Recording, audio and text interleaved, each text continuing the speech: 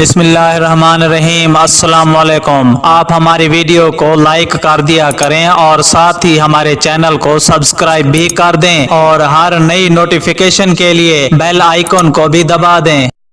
امریکہ افغان مذاکرات حتمی راؤنڈ میں داخل ہو چکے ہیں، مگر اس معاہدے پر ابھی دستخط نہیں ہوئے ہیں۔ موجودہ صورتحال میں امریکہ میں دو گروپ بن چکے ہیں۔ ایک گروپ جس کی ترجمانی ڈونلڈ ٹرمپ کر رہے ہیں، وہ ہر صورت میں افغانستان سے انخلا چاہتا ہے، مگر دوسرا گروپ جو کہ CIA یا پینٹاگون ہے تو وہ ابھی افغانستان میں اپنی موجودگی برقرار رکھنا چاہتے ہیں۔ یہی وجہ ہے کہ وہ افغانستان میں کچھ نہ کچھ گیم چلاتے بھی رہتے ہیں۔ طالبان امریکہ مذاکرات میں سب سے اہم کردار پاکستان نے ادا کیا، اگرچہ دیگر ممالک نے بھی اچھا اور بہترین کردار ادا کیا ہے، مگر اس کا زیادہ کریڈٹ پاکستان کو جاتا ہے۔ مگر اس ساری صورتحال میں جب امن قائم ہو جاتا ہے اور امریکی افواج یہاں سے چلی جاتی ہے تو تب یہاں کے موجودہ صدر اشرف غنی کا کیا بنے گا، کیونکہ امریکہ نے مذاکرات تو اس کے دشمن سے کیے تھے، لہٰذا اشرف غنی کے پاس بھی اس کے علاوہ اور کوئی آپشن نہیں ہے کہ وہ افغانستان چھوڑ کر امریکہ چلا جائے۔